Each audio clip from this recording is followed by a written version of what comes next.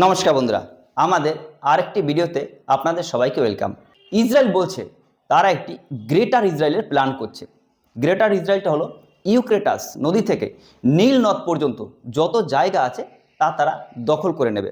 এবার সেই সমস্ত জায়গাটা তারা গ্রেটার ইসরায়েলের প্ল্যান করছে। এই নিয়ে কিন্তু 13টা মুসলিম দেশ পাকিস্তান সহ সবাই কিন্তু এর বিপরীতে একজোট হওয়ার চেষ্টা করছে এবং সোশ্যাল মিডিয়ায় তারা বিভিন্ন রকম মন্তব্য রেখেছে। এবার প্রশ্ন হতে পারে, নেতানিয়াহু তো অনেকদিন আগে থেকেই এই গ্রেটার ইসরায়েলের প্ল্যান করছে যে হ্যাঁ সত্যিই কি ইসরায়েল এই যে ইরাক, ইরান, জর্ডান, তুর্কি এই সমস্ত নিয়ে একটা গ্রেটার ইসরায়েলের প্ল্যান করছে। ইসরায়েলের এই প্ল্যান কতটা যুক্তিগত এবং এর ফলে কি কি প্রভাব হতে পারে আর এটা কতটা সাংবিধানিক, ইতিহাস কি বলছে, সম্পূর্ণ বিস্তারিত আলোচনা করব এই ভিডিওর মাধ্যমে। আপনি যদি আমাদের চ্যানেলে নতুন হয়ে থাকেন তাহলে অবশ্যই সাবস্ক্রাইব করে আমাদের পাশে থাকবেন।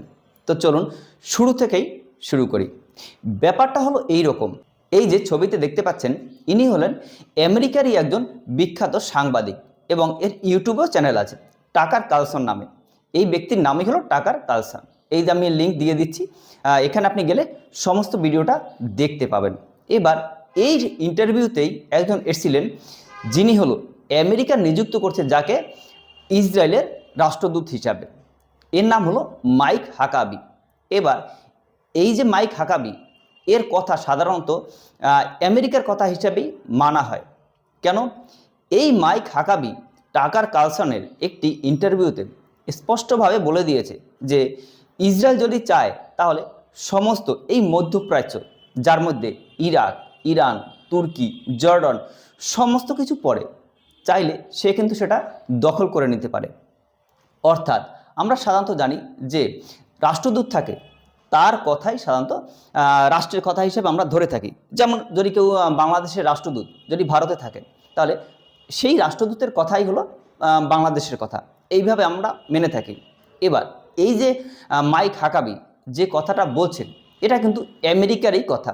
তাহলে কি আমেরিকা চায় যে এই সমস্ত মধ্যপ্রাচ্য ইসরায়েল দখল করুক? ইসরায়েলকে কিন্তু প্রত্যক্ষ এবং পরোক্ষভাবে ডোনাল্ড ট্রাম্প সাপোর্ট দিয়ে যাচ্ছেন। এবার এই প্রশ্নটাই সবথেকে বড় প্রশ্ন। এবার আপনার মনে প্রশ্ন হতে পারে যে এই মাইক হাকাবি কে? মাইক হাকাবি হলো আমেরিকারই একজন রিপাবলিক দল হলো ডোনাল্ড ট্রাম্প যে দলের হয়ে ইলেকশন করেছে তার সেই দলটার নাম হলো রিপাবলিক দল। এই যে মাইক হাকাবি এ কিন্তু রিপাবলিক দলের একবার গভর্নরও নিযুক্ত হয়েছিলেন এবং এই মাইক হাকাবি 2008 এবং 2016 সালে প্রেসিডেন্টের নির্বাচনের জন্য নিজেকে মনোনীত করেছিলেন, কিন্তু যদিও সে ইলেকশনে হেরে গিয়েছিলেন। তো এর কথা কিন্তু সমস্ত আমেরিকার কথা আর এর যথেষ্ট প্রভাব আছে আমেরিকায়। ইনি একজন সাংবাদিক, লেখক এবং একজন রাজনীতিবিদ। এছাড়াও ইনি ডোনাল্ড ট্রাম্পের যখন ইলেকশন করছিল তখন কিন্তু ডোনাল্ড ট্রাম্পের হয়ে ইনি প্রচার করেছেন। আর ট্রাম্প রাষ্ট্রপতি হয়েই একেই নিযুক্ত করেছেন ইসরায়েলের রাষ্ট্রদূত হিসাবে। আর ইসরায়েলের রাষ্ট্রদূতের এই কথাটা কিন্তু সাধারণত সমস্ত বিশ্বব্যাপী ছড়িয়ে গিয়েছে। তিনি স্পষ্টভাবে বলে দিয়েছে, it would be time they took it all. মানে ইসরায়েল যদি চায় তাহলে তারা সমস্ত দখল করতে নিতে পারে। এবার আপনার মনে প্রশ্ন হতে পারে এর ঐতিহাসিক ভিত্তিটা কি? ভিত্তিটা হলো এরকম, বাইবেল অনুসারে এই ইহুদি, মুসলিম এবং খ্রিস্টান এরা হলো আব্রাহাম বলে একজন যার বংশধর। এবার এই ট্রি চার্টটা আমি আপনাকে একবার বলে দিচ্ছি তাহলেই বুঝতে পারবেন। এখানে আব্রাহাম যার দুজন স্ত্রী ছিল, একজনের নাম হাগার আর একজনের নাম সারা। এই যে হাগার এর আবার বংশধর হলো ইসমাইল। এই ইসমাইলের বংশধরাই সাধারণত আরব কান্ট্রিতে আছে। এবং আব্রাহামের অপর স্ত্রী সারার বংশধর হলো ইসাকের আবার বংশধর হলো ইসাউ এবং জ্যাকব থেকে জুইস এবং জুইস থেকে মানে খ্রিস্টান ধর্মের সৃষ্টি এবং ইসাউ থেকে ইসাই ধর্মের সৃষ্টি। অর্থাৎ আরব কান্ট্রিতে যারা আছে এবং ইসরায়েলে ইহুদি এবং আমেরিকায় খ্রিস্টান মানা হয়ে থাকে, এই সমস্ত সবাই হলো ইব্রাহিম নামে একজন গডেরই সন্তান। এবার বাইবেলে লেখা আছে যে এই যে মধ্যপ্রাচ্য যেগুলো আছে মানে বাইবেল অনুসারে সেই মধ্যপ্রাচ্যে এই যে ছবিতে দেখতে পাচ্ছেন এই সমস্তটা ইসরায়েল পাবে। এই সমস্ত এরিয়াটা হলো গ্রেটার ইসরায়েল। এই তত্ত্বের উপর ভিত্তি করেই কিন্তু নেতানিয়াহু এবং এই যে মাইক হাগাবি এরাই কিন্তু বলছে যে এই সমস্ত জায়গাটা দখল করে নিতে পারে। এই মাইক হাগাবির কথায় কিন্তু 13টা মুসলিম দেশ পাকিস্তান সহ, পাকিস্তান, জর্ডান, তুর্কি, ওমান, সৌদি আরব সবাই কিন্তু বিভিন্ন মন্তব্য করেছে যে না, এটা ইসরায়েল ভুল বলছে। তাহলে প্রশ্ন হলো, এই যে Gaza piece, board of piece যেটা ডোনাল্ড ট্রাম্প করেছে, সেখানে এই মুসলিম দেশগুলোই গিয়ে কেন নাম লেখালো? মানে পরোক্ষভাবে এই গাজা পিসে কিন্তু যদি কেউ নাম লেখায় তাকে $7 মিলিয়ন দিতে হবে। এবার প্রত্যক্ষভাবে কিন্তু ডোনাল্ড ট্রাম্প এই বোর্ড অফ গাজা পিস নামে সে টাকাই তুলছে। আর যেখানে ইসরায়েল এই গাজা দখল করে নিচ্ছে, সেখানে কিন্তু প্রায় $16 মিলিয়ন ইনভেস্ট করেছে এই গাজা রিকনস্ট্রাকশন করার জন্য ডোনাল্ড ট্রাম্প। অর্থাৎ একদিকে গাজা দখল করে নিচ্ছে, আবার সেখানে কিন্তু মুসলিম দেশগুলোও আছে।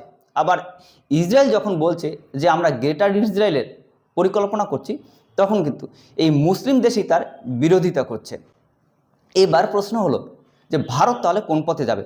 দেখুন, ভারত সবার সাথে সামঞ্জস্যভাবে চলার চেষ্টা করে, সবকে সাথ সবকা বিকাশ। কারণ আমাদের দেশে জনসংখ্যা প্রচুর, সেখানে কোনো ডিসিশন নেওয়ার আগে জাতি, ধর্ম, বর্ণ অনেক কিছু ভাবতে হবে। একদিকে ইসরায়েল এবং ইরানের এই যুদ্ধে সেখানে কিন্তু প্রত্যক্ষভাবে ভারত কাউকে সাপোর্ট করতে পারে না। তার কারণ হলো, ভারতকে যেমন ইরানকেও দরকার আছে তেলের জন্য, তেমনি ইসরায়েলকেও দরকার আছে ডিফেন্সের জন্য। এবার আমাদের দেশে যারা এই জিওপলিটিক্স নিয়ে সিদ্ধান্ত নেন, তারা যথেষ্ট ট্যালেন্টেড এবং তারা যথেষ্ট এডুকেটেড। অর্থাৎ তাদের সিদ্ধান্তের সামনে আমাদের কোনো প্রশ্নই থাকতে পারে না। যে ইসরায়েল সাধারণত স্বাধীন হয়েছে 1948-এ, যে ইসরায়েলের 100 বছর আগে কোনো অস্তিত্বই ছিল না, যে ইহুদির উপর এত কিছু টর্চার হয়েছে, তবুও তারা একটা দেশ হিসাবে, জাতি হিসাবে তারা ঐতিহ্যের সাথে টিকে আছে এবং তারা গ্রেটার ইসরায়েল পরিকল্পনা করছে। এটা সম্ভব হয়েছে শুধুমাত্র তাদের ইউনিটি, তাদের কর্মক্ষমতা, তাদের দূরদর্শিতা, তাদের গোয়েন্দা বিভাগ এবং তাদের সুদূরপ্রসারী চিন্তাভাবনার ফলেই। অর্থাৎ প্রত্যেকটা দেশের ইউনিটি হলো স্বাধীনতার মূল স্তম্ভ। যদিও ইসরায়েল এই গ্রেটার ইসরায়েলের পরিকল্পনা করলেও সেটা কিন্তু এখনই সম্ভব নয়। তো এই ব্যাপারটা আপনার কেমন লাগলো? এই ব্যাপারে আপনার মূল্যবান মতামত অবশ্যই আমাদের কমেন্ট সেকশনে লিখে জানাবেন। আজকের ভিডিওটা এই পর্যন্তই, দেখা হয় পরবর্তী ভিডিওতে। Thank you.